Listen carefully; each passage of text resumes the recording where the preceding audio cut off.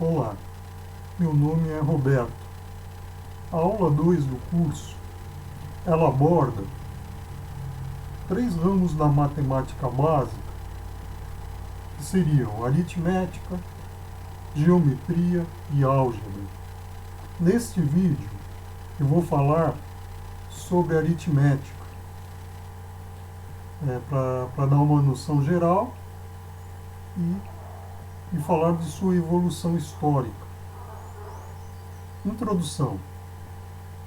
Geralmente, as pessoas começam seus estudos de matemática com os números. Aprendem a contar, a escrever os números e a operar com eles. Fazem adição, subtração, multiplicação e divisão. De início, só conhecem os números naturais, ou seja, o 1, o 2, o 3, o 4, o 5 e assim por diante. Depois aprendem a fazer cálculos com frações. Esses conhecimentos iniciais de matemática costumam ser chamados de aritmética.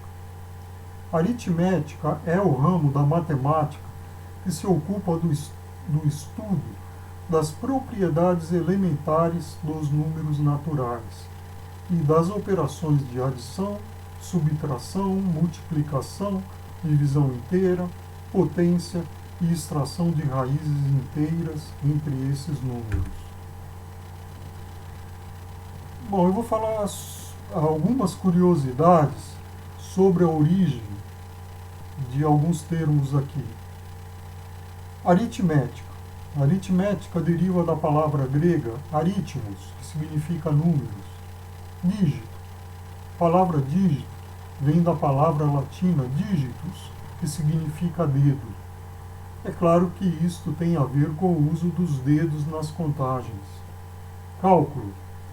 A palavra cálculo vem do latim cálculos, que significa pedrinhas ou pequenas pedras. Acredita-se que há muitos milhares de anos, quando o homem não dominava nenhum sistema de contagens, os pastores, para controlar a quantidade de ovelhas de seus rebanhos, utilizavam essas pedras. Pela manhã, o procedimento era o seguinte: para cada ovelha que saía do cercado, guardava-se uma pedra num saquinho. No fim do dia, cada pedrinha guardada no saquinho pela manhã era retirada assim que cada ovelha retornava ao aprisco. Dessa forma, eles podiam saber se todas as ovelhas tinham retornado. Essa prática, desenvolvida pelos pastores para fazer contas utilizando pedras, deu origem à palavra calcular, que é tanto utilizada na matemática e que significa contar pedras. Números negativos. História. Ao contrário dos números naturais e fracionários positivos, que têm raízes em experimentações geométricas, os números negativos, os irracionais e os complexos surgiram da manipulação algébrica, como na resolução de equações de primeiro e segundo graus. Os matemáticos chineses da antiguidade tratavam os números como excessos, os números positivos, ou falta, os números negativos.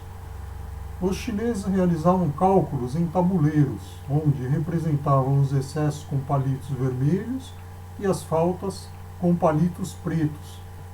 No entanto, não aceitavam a ideia de um número negativo poder ser solução de uma equação. Os matemáticos hindus descobriram os números negativos quando tentavam formular um algoritmo para a resolução de equações quadráticas e permitiram conceber um novo tipo de símbolo para representar dívidas que posteriormente o Ocidente chamaria de negativo. Alguns historiadores escreveram que foram problemas com dinheiro que interpretaram o número negativo como perda. A palavra negativo pode ter surgido desta época, em que os valores eram negados quando se obtinha raízes negativas de uma equação. A primeira vez que explicitamente as regras que regem a aritmética com os números negativos aparecem em uma obra foi na do matemático Brahmagupta, que data do ano 628 d.C. Ele não só utilizou os negativos em seus cálculos, como os considerou entidades separadas e os dotou de uma aritmética concordante com a dos inteiros. Muitos séculos se passaram para que o interesse pelos números negativos fosse retomado. Em 1545 ocorreu a primeira sugestão de que certas contas podem ter como resultado um número negativo. A proposta causa espanto porque, na época, parece absurdo algo ser menor que nada, ou seja, menor que zero. Exemplo deste fato seria Michael Stifel, 1487 a 1567, que se recusou a admitir números negativos como raízes de uma equação, chamando-lhes de numeri absurdi. Nos séculos XVI e XVII, muitos matemáticos europeus não apreciavam os números negativos, e se esses números apareciam nos seus cálculos, eles consideravam-nos falsos ou impossíveis. O italiano Jerônimo Cardano usou os novos números para resolver problemas como o de alguém que gastou mais do que possui no banco, tendo então saldo negativo. Assim ele resolveu equações que até então ficavam sem resposta, embora ele próprio considerava os números negativos como numeri ficti. No século XVII, com o nascimento das ciências modernas, amplia-se o uso dos números negativos. Aparecem as primeiras intenções de legitimá-los. Foi o matemático Albert Girard, 1590 a 1639, o primeiro a reconhecer explicitamente a utilidade algébrica de admitir as raízes negativas e imaginárias como soluções formais das equações, porque ele permitia uma regra geral de resolução na construção de equações através de suas raízes. No final do século XVII, surgiu a obra de Viette. Esta, mais tarde ampliada, admitiu que as expressões literais pudessem tomar valores negativos. No entanto, a álgebra não teria conhecido um tal avanço se esta generalização do número não tivesse sido acompanhada por uma descoberta igualmente fundamental, realizada em 1591 por Viette e aperfeiçoada em 1637 por Descartes: a notação simbólica literal. No século XVIII foi descoberta uma interpretação geométrica dos números positivos e negativos como sendo segmentos de direções opostas.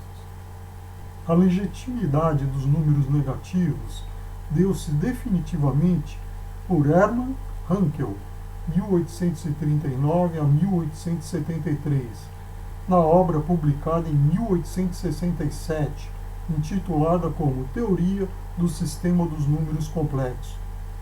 Hanckel formulou o princípio de permanência e das leis formais que estabelecem um critério geral de algumas aplicações do conceito de número.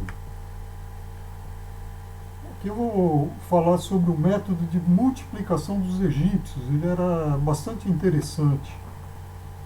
A multiplicação e a divisão dos egípcios eram efetuadas por uma sucessão de duplicações. No cálculo do produto de 12 por 27, a multiplicação era efetuada duplicando 12 até que a soma das duplicações excedesse 27. Então eles criavam uma tabela com duas colunas. Na coluna da esquerda, eles começavam com o número 1, dobrando 2, dobrando da 4, dobrando da 8, dobrando da 16 e assim por diante. Na coluna da direita, eles pegavam o primeiro número, o número 12, e duplicavam também. Então começava com 12, vezes 2, 24, vezes 2, 48, vezes 2, 96, vezes 2, 192. A partir daí, começando pelo número mais abaixo da coluna à esquerda, eles pegavam 16, somava com 8, dá 24. Se eu somar 24 com 4, dá 28, excede o número 27, então não soma. Soma com 2, 24 e 2 dá 26, e soma com 1, 26 e 1 dá 27. Na coluna da direita, eles pegavam os valores correspondentes e somavam também. Então, o valor correspondente de 16, 192, o valor correspondente de 8, 96, o de 2, 24 e o de 1, 12. Somando esses números, eles chegavam no número 324.